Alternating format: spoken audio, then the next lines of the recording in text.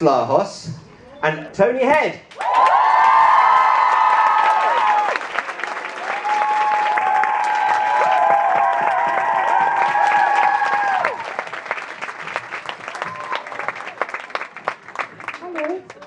Hello, Cardiff. Oh, it's like Woodstock already. Morning, gents. Morning. Good morning. Morning. Morning. So, let's talk about Merlin, because that seems like a fairly good subject that you're both involved in. I think it's important to point out to people that prior to today, you two actually hadn't met, had you? No. We were walking in and I was like, Anthony, hi. We've never met before, but we're in the same show. It was a day that our paths might have crossed, but you were out on location and I was... Yeah, you were in a lovely studio and I was freezing my nuts off in Treffel. It's a hard life, isn't it? Woe is me. So, I was strung up on a wire. I think you got the better deal. Yeah. Strung up on a wire, but in a warm studio. To be honest, the Pontypridd studio was never that warm, unless it was really hot outside, and then it was like a hot place. It was quite cold. It was a warehouse.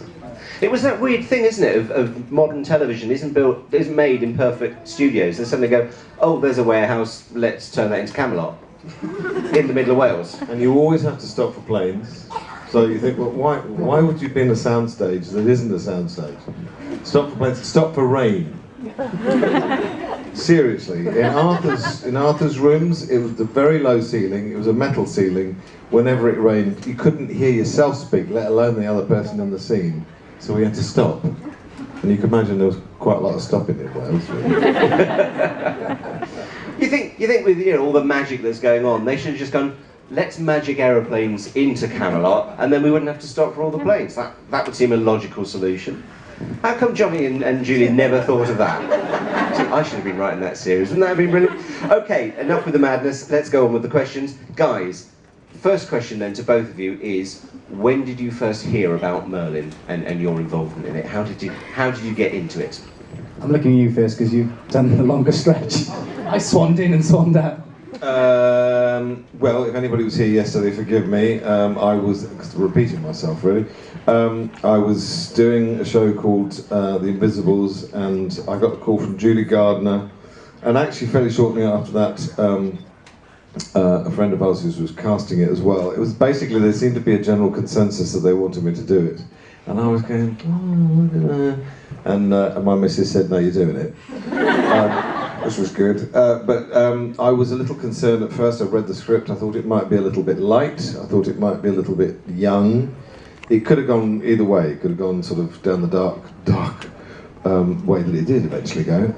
But I met up with James Hawes, who was directing the first one, who directed me in the Doctor Who I did. And he said, no, we're definitely aiming to go dark. As dark as it will take, which is quite dark. So I said yes. That's me done. You have to answer as well, you see, that's the point. Yeah, no, I was just really interested. Agent gave me a call and said they're looking for someone to replace, someone needs to look like Asa. They're recasting Mordred. So yeah, I went in and Jill Trevelick, who was the casting director, said, wow, you look like Asa. And I was like, great, well that's that bit done. Can you act? Well, maybe we'll see now. So yeah, no, I walked in and had an audition. And obviously I knew of the show, but once I got the part, then did the sort of the research afterwards and tried to look up as much as possible on Asa's Mordred, really, as much as I could, so I didn't anger the fans. Because that's quite a tricky thing to do, isn't it? If you're coming in to replace someone, and immediately when I was cast, I got a lot of Twitter abuse because they were like, well, why didn't they just get Asa in? But at the time they didn't realise that Series 5 was doing a big 3-year or 4-year jump. How can this person be... You got Twitter abuse? Yeah, I got Twitter abuse. Bastard.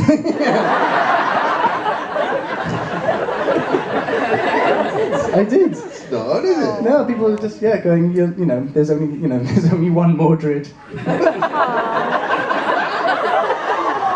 How mean of them. How many of you here did that? Fess up. How many bastards?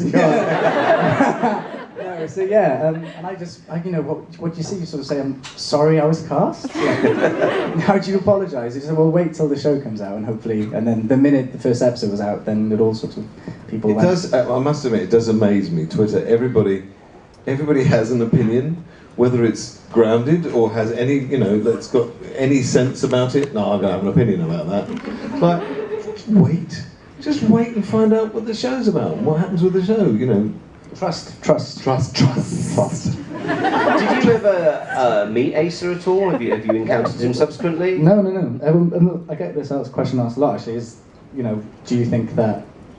I sort of think, or I hope that he would have liked what I did with it, but I know I had no contact with, apart from just watching him on YouTube videos. Going, oh, he did that, I'll do that, I'll copy that bit. So yeah, no connection at all. I'm pretty sure he's unaware that someone's recast him. He's probably waiting for the call. And he's like, I'm ready to go back to Merlin now. Asa, no, don't go there, mate. You've been recast by a Welsh boy. That's 5 years older than you. He's a film star now, it doesn't matter. Let's talk about your Welsh accent. Because you had to lose it. They told you to lose it, didn't they? Yeah, I auditioned with a Welsh accent, and I knew that Mordred wasn't Welsh, and then after getting the job, Johnny came down to the costume department as I was getting my first fitting, and he was like, we've had to think. Yeah, can you just lose your accent as much as possible? After getting the job and going, yeah, okay. And then, so I tried really hard doing RP for as much as possible, but then I became really lazy. So by like the third block, and obviously it's the third director, so they don't know what they've been told. So by the time we got to Alice Troughton, I was just Welsh. No one picked me up on it. I was just waiting for the sort of tap on the shoulder going, well, what are you doing? I was like, no, I got away with it. Were both of you, or either of you, familiar with the legends of Merlin and everything before? And I don't mean the TV show, I mean the whole sort of kit and caboodle of everything about Camelot and Merlin, or didn't you bother researching it? Of course, no. I mean, the bottom line, I remember John Boorman's film, which was actually the closest to sort of what's, you know, on the legends. I did have an argument with a dear friend of ours who writes with my missus, and she's a huge sci-fi fan, and she loved Blake Seven and things like that. And what was that? Someone didn't like Blake. Did like it. Did like it. Did like it. Yeah. Right. Well, that was a definite wasn't it? No, it was a kind of. But so I was very excited when I was able to tell her that I was in this new show, and she got really, really upset about it. She was one of those, you know, that basically said, "You can't stray from the legend. You can't do a new take on it." And I said, "Why not? The legend isn't, you know, it's not fact. Actually, it's just other people writing the story," and she wouldn't have it. Surely the clue is in the word legend, really, isn't it? Well, yeah, that helps, but obviously not her. She wasn't. No, she was not having it, and never forgave me for doing it. Sodder. And what about you, Alex? You're not allowed to drink. You have to talk. Yeah, well, I had actually a book in the house that was in Welsh language that was given to me in school. So I just sort of read up on that. But like some of the legends, some of the stories is like there's incest. There's one about Mordred and Guinevere. Yeah, there's Mordred sleeps with Guinevere's in Guinevere's coffin. There's like some. I basically read the adult versions, and I was like, I hope this is not what's going to happen to me. So Angel was like, is this what's happening? No. So I knew as much as I read, yeah. So, but not like research, because I knew the show had taken it into their own hands. Yes. No, you're not, because I'm going to ask you no. So,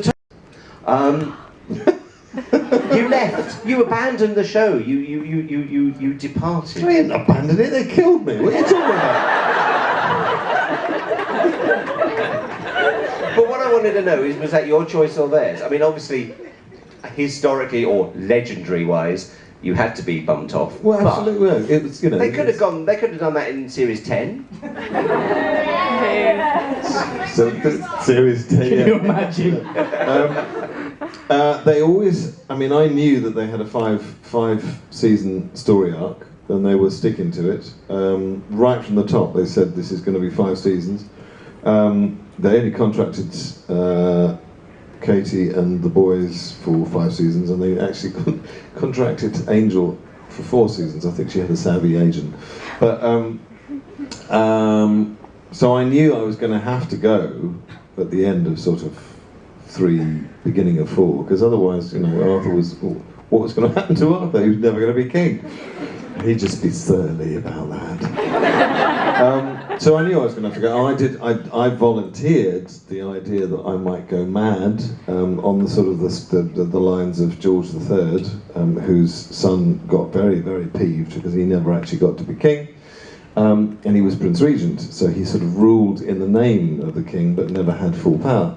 I thought it was a great idea. I thought we could string that out over quite a number of episodes. 3 I got.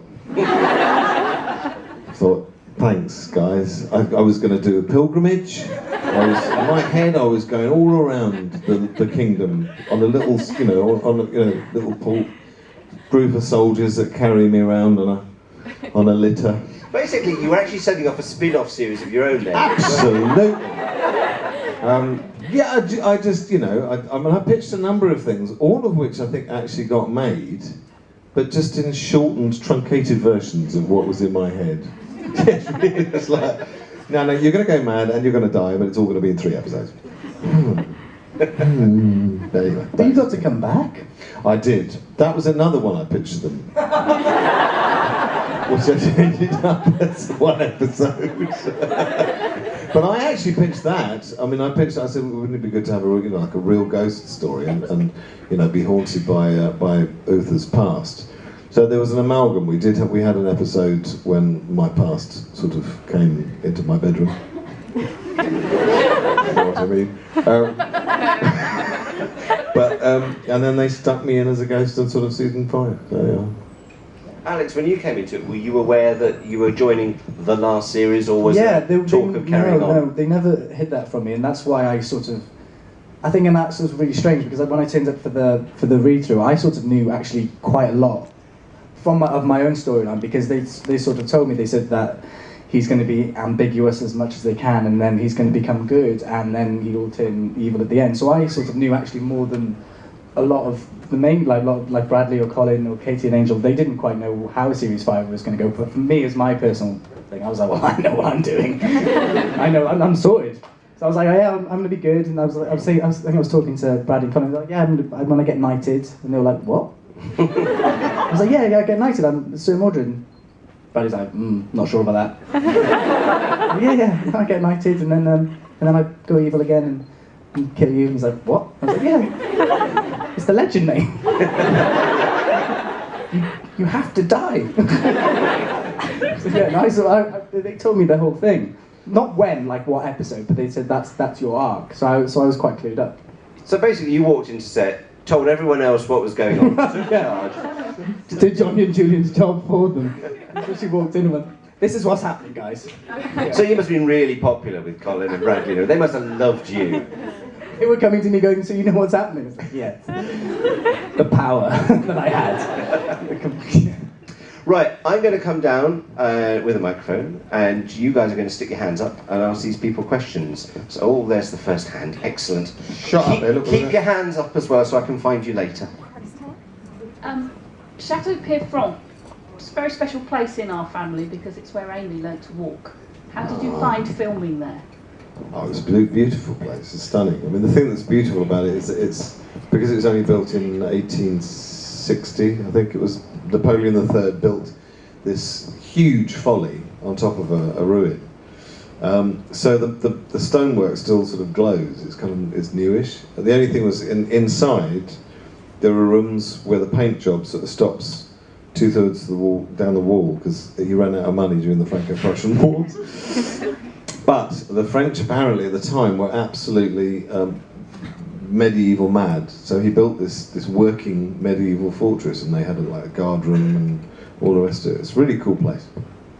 I loved it. Yeah, it's like you said, it has this magical hour thing where they quite like making the pavestones wet and shooting light onto it, like shooting in the dark.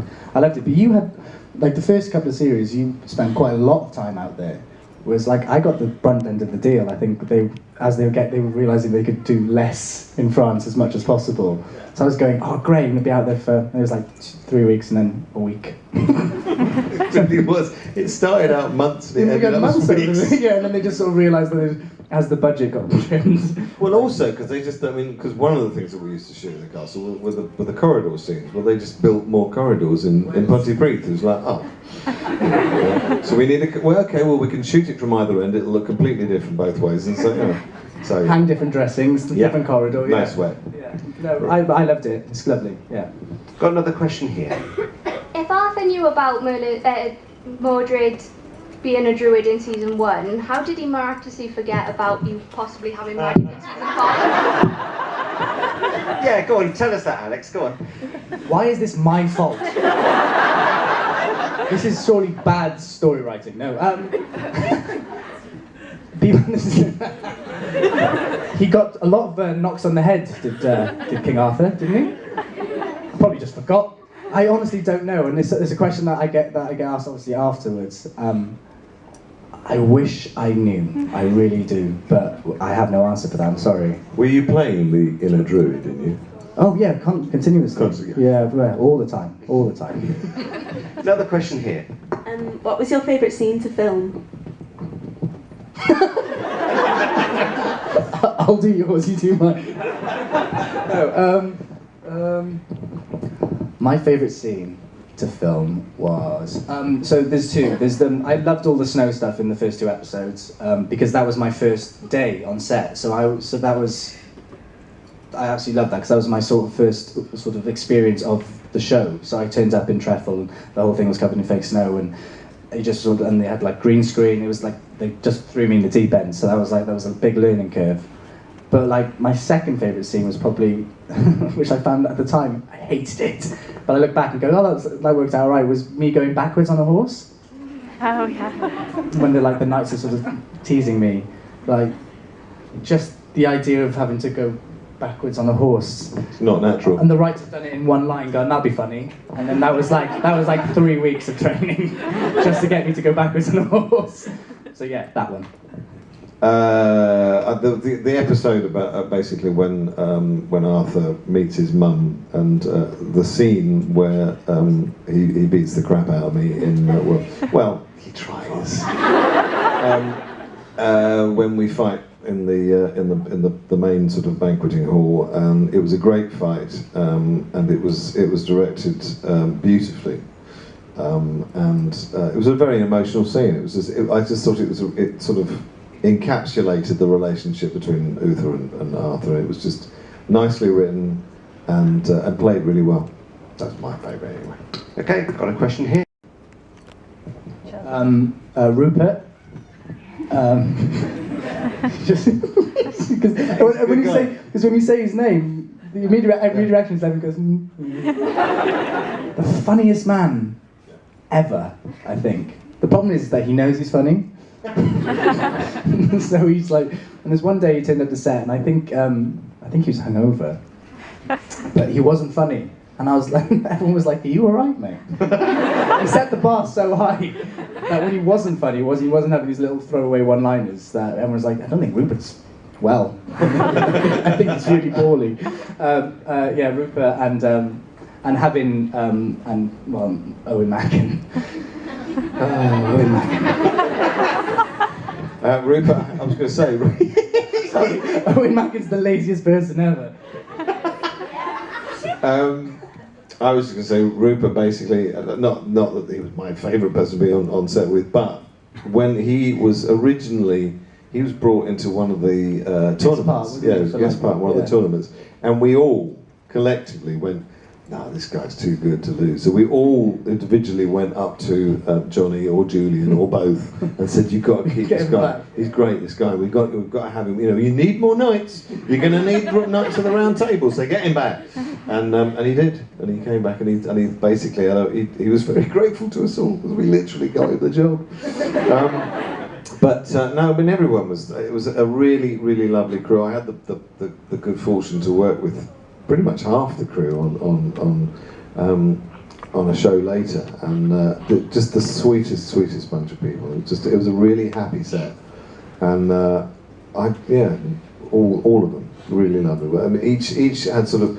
Colin you never saw outside of work because he was always so busy working on the script. I mean, I've never known an actor work so hard. He's so dedicated. Brad. And Bradley sort of we actually had a sort of bizarrely like a father-son relationship. It was fascinating, and Katie and I had all of us actually got on really well. Okay, got a question here.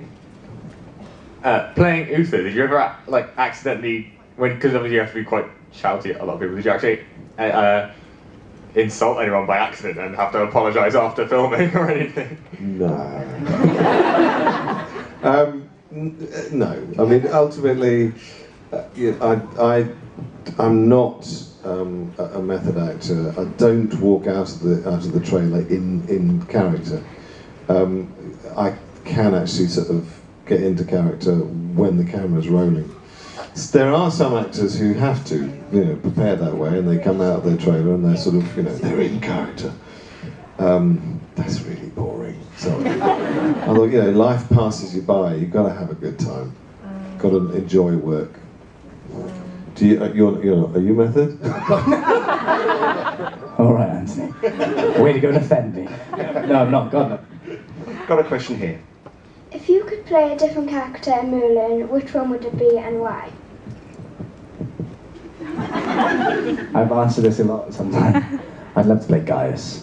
He has some of the most amazing. He's always the go-to guy to solve the problem in a scene. How do we explain this monster? Gaius will know. He has the most amazing speeches of getting Valerian and all these random things. And Richard Wilson, who was a boss on it. I was just in awe of him because he'd just come in and have a page of page of dialogue where he'd just have to say the most ridiculous things, and he'd have his eyebrow as well. Dragon would be kind of cool. The dragon. Yeah. Megara. Yeah. You just come into a studio, record your lines. Yeah. Massive truck, massive trailer for him. Yeah. Huge trailer. Huge trailer. Own catering Sorry, staff. I've got a big entourage. Big entourage. Yeah. Well, that's what I call it anyway. And on that note, here's the next question. It's a question for Alex. Sorry, Tony. That's fine.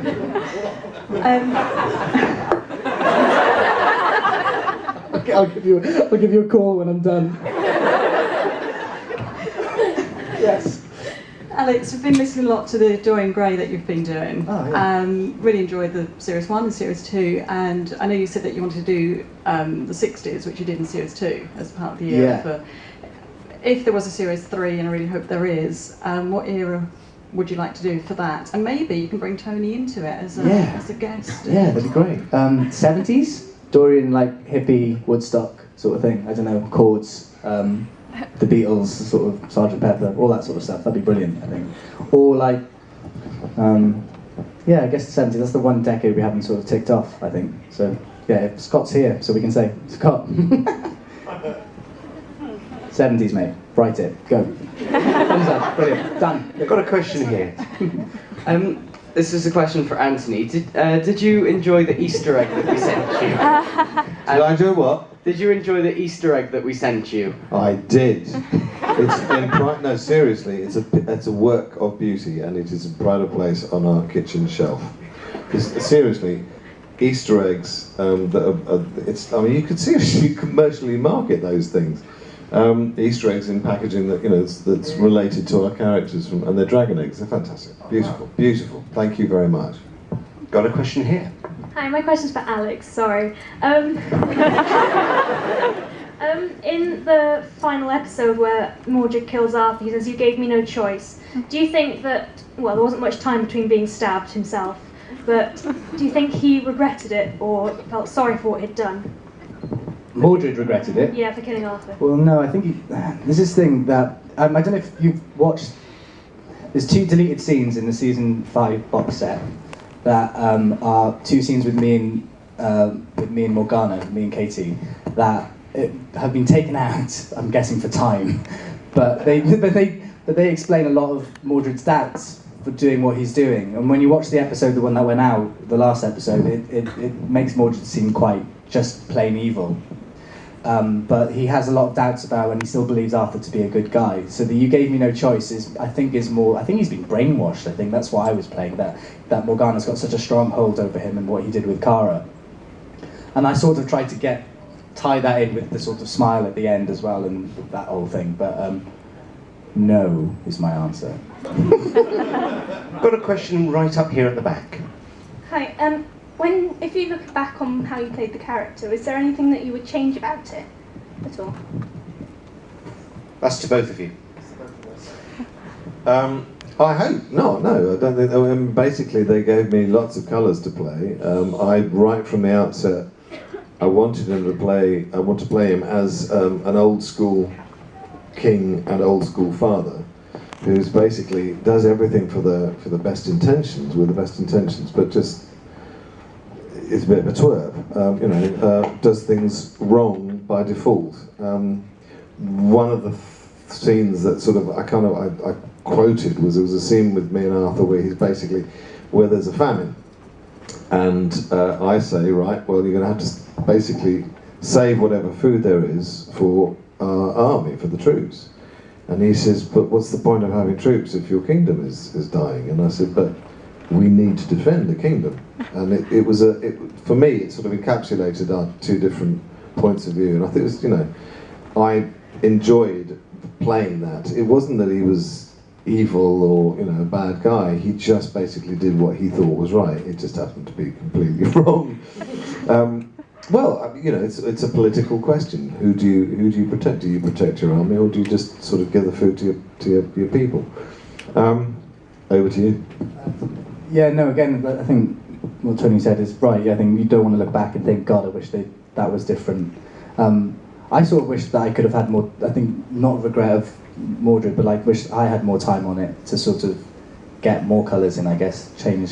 There's a big jump. It goes 10, he's good, and then 11 is that massive change, and then suddenly he's with Morgana, and you sort of wish there's sort of a little mini episode in between just to see the transition through that a little bit easier. But that's not a regret of mine or of me to look back on the series. You just think maybe for you guys that jump isn't so big. You go, wow, he's been good for so long, and then suddenly. But yeah, that's it. Cool. I'm afraid we've come to an end, so I'm going to ask you both one last question. What are you doing now? What is happening in your lives, work-wise and anything else-wise? I just finished doing Macbeth with Kenneth Branagh and Alex Kingston. Yeah. Which was brilliant. Did anyone see it? Yeah. Wasn't it fantastic? Yeah, that was good. So yeah, that finished about a month ago, and then we just found out we're going to Broadway, so that's next. In the process of doing a lot of writing, actually, which I'm not allowed to say what for, but we'll find out soon. You're looking for... He's saying you can say. I can. I'm writing for Dorian Gray, funnily enough. Nice. So I'm writing for the series. So yeah, I'm co-writing, but it's a special that's coming out New Year's Eve, hopefully. So yeah, set around New Year's Eve. So that's what I've been doing for the last month, has been sat in front of the computer writing for my own series, which sounds ridiculous. But yeah, so that's what's happening. So yeah, thank you for giving me the thumbs up. There's a scoop there for you all. Just finished a new comedy series called You, Me and Them with the lovely Eve Miles. She's playing my girlfriend. Oh yeah. Oh yeah. She's playing somebody. She's basically playing her own age, and I'm playing my own age. And it's her family's problems with us. We're hopelessly in love and very happy, and it's everybody else who've got a problem with our age difference. And the rest of the cast is Lindsay Duncan, Susie Blake, Jeff Rawle, It's a really, really good company, and it's bizarrely it's the first commission by UK Gold. They commissioned Hat Trick to make the show. So if you haven't got UK Gold, you're not going to see it. I think the idea is to get people to watch UK Gold, but that comes out in October, and I will finish this album that I've been working on. I promise. Have you guys heard Anthony's singing? And Brian played it to me in the car. What, his song? His song that he wrote, and you Yeah. said, brilliant. He was like, who do you think this is? I was like, I have no idea. He's like, that's Tony. I was like, awesome. No, great. Brian, the driver, on Merlin, suddenly came up with a set of lyrics which was about, it's a really, really sweet song. It's about him becoming friends again with his daughter he hadn't seen for a long time. And so I wrote, and it's on the album actually. I slowed it down and made it more acoustic because the version we did was a little bit rockier. Yeah, that hopefully I'm going to do some vocals shortly-ish. Depends on what else is going on, but that should be out in a few months, couple of months-ish. Fantastic. Well, for now, will you please thank Tony Head? Thank you. Thank you very much.